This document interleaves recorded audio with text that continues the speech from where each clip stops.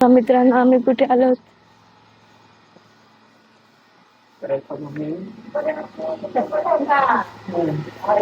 बऱ्या का? हो, चांगल्या. दिवसभर बेजारी झाली बाळाची आमच्या. नमस्कार मित्रांनो, मी आपले संगम स्वागत करत आहे पुन्हा एकदा आपल्या नवीन एका व्हिडिओमध्ये.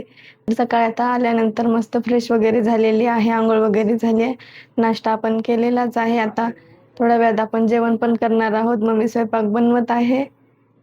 तर मित्रांनो, आतापर्यंत तुम्हाला समजलेलंच आहे की मी कुठे आलेली आहे. तर मी आलेली आहे गावी. पण आपण एवढ्या अर्जंट आणि पटकन कशासाठी गावी आलेलो आहोत हे तुम्हाला मी आता सांगते आणि दाखवते.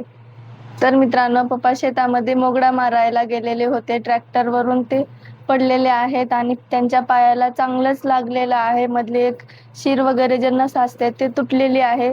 जेव्हा फोन आला मला की पप्पा असं पडलेत, मला खूप बेकार वाटलं. त्यामुळे आपण पटकन अर्जंट मध्ये आलेलो आहोत गावी. ट्रॅक्टर घेऊन गेलो मोगडी करण्यासाठी. एक वावर मोगडायचं झालं. ते ड्रायव्हर म्हणला आता चलत कशाला येता, म्हणला बा उभा टाका म्हणला. हातामध्ये कत्ती होती आणि मी उभा टाकलो एका हाताने धरून. मग ते ट्रॅक्टर समोर आलं थोडं, एक 10-15 फूट पुढे समोर आलं की थोडा खड्डा होता. त्या खड्ड्यातून असं वर यायला येऊन ती महागल्ला मोगडा हल्ला. मोगडा हल्ला की मी वरून पडलो खाली. मग ते गुडघ्याला लागला मार. गुडघ्याला मार लागल्यावर दुसरे शेतकरी होते बाजूचे, ते शेतकऱ्याने मला उठून बसविले. मग ते उठून बसविल्यावर मग पुन्हा ते तसंच मी चलत चलत आलो त्या ट्रॅक्टर सोबत. आल्यावर वरच वावर एक मोगडायचं होतं, ते मोगडून घेतलं. लागल्यावर मी मोगडला. लागल्यावर मी मोगडलो. घरी आलो. घरी आल्यावर घरच्यानं म्हणले काय झालं की एवढं कसं काय लंगडायला आला. म्हणलं अशाला मी ट्रॅक्टरवरून पडलो म्हणलं. पडल्यावर ताबडतोब मला दवाखान्यामध्ये घेऊन गेले. बघितलं, एक इंजेक्शन दिलं, गोळ्या दिलं, ते गुडघ्याला बँडेज मारलं. मग तेवढ्यावर काही भागणार नाही. पुन्हा दुसऱ्या दिवशी पाय सुजला. पाय सुजल्यावर आम्ही जांबला गेलो, मी नाशिस. जांबला गेल्यानंतर मग त्या डॉक्टरनं बघितलं, ते गुडघ्यामध्ये रक्त जमा झाले म्हणलं, याचा एक्सरा काढावा लागते. एक्सरा काढला. एक्सऱ्यामध्ये ते शिर तुटल्या म्हणून सांगितलं डॉक्टरनं. मग त्याच्यावर गोळ्या इंजेक्शन दिलं. पुन्हा गोळ्या संपल्यावर 7-8 दिवसांनी या म्हणल्यानंतर आम्ही डबल गेलो अजून, आणि पुन्हा डबल गेलो. आता काय कमी आहे जरा म्हणलं.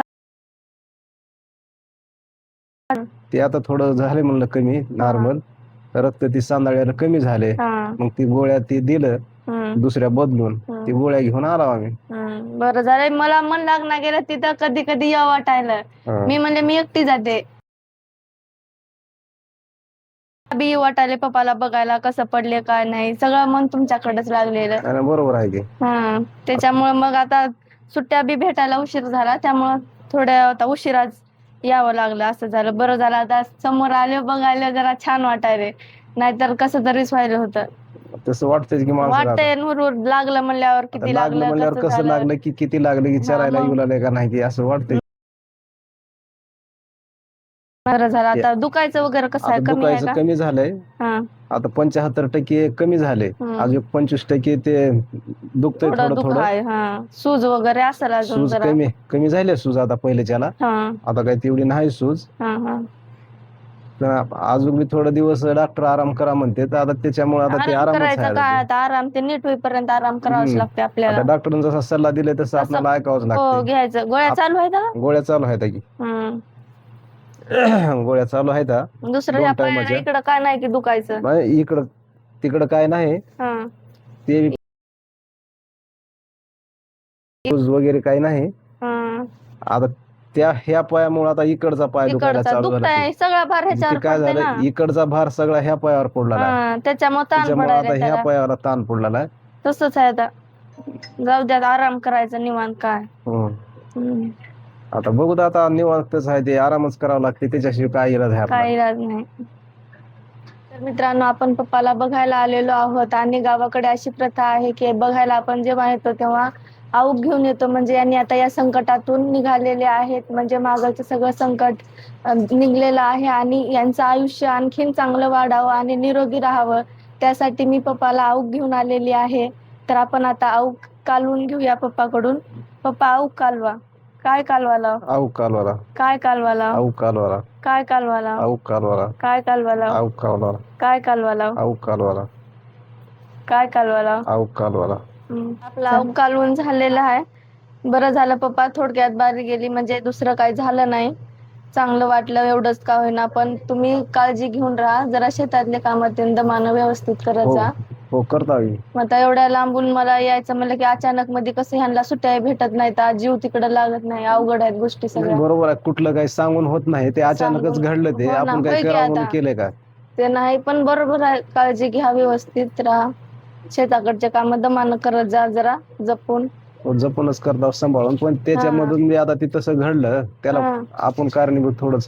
नाही आता आपण नाही, आता व्हायला आल्यावर होतेच होणारी ते. आल्यावरती काही चुकत नसते. पण बरं झालं थोडक्यात टळलं, त्याचं काय नाही, जाऊ द्या, चांगलं झालं. ओके, आता आराम वगैरे करा निवांत. काय नाही आता थोडे दिवस आराम तर करावाच लागतोय, आराम केल्याशिवाय. हा. तर मित्रांनो, आता तुम्हाला समजलेलंच असेल की मी अचानक मध्ये असं गावी का आलेली आहे. मी आहे आणखीन 4-5 दिवस गावाकडे आहे. थोडे दिवस पप्पांची काळजी वगैरे घेते. मला पण चांगलं वाटेल त्यांच्यासोबत थोडे दिवस का होईना राहून, कारण सुट्ट्या जास्त दिवस भेटलेल्या नाहीत. त्यामुळे आपण 4-5 दिवस आहोत आणखीन गावाकडे. तेवढंच चांगलं वाटेल. पप्पा सोबत, मम्मी सोबत आपण मस्त थोडे दिवस राहूया आणि नंतर मग आपण जाऊया आपल्या गडचिरोलीकडे. तर मित्रांनो, तुम्हाला कसा वाटला आजचा व्हिडिओ नक्कीच कमेंटमध्ये सांगा. आणि आपली संगम या चॅनलला लाईक करा, शेअर करा आणि असंच सपोर्ट करत राहा. सबस्क्राईब करायला विसरू नका. धन्यवाद.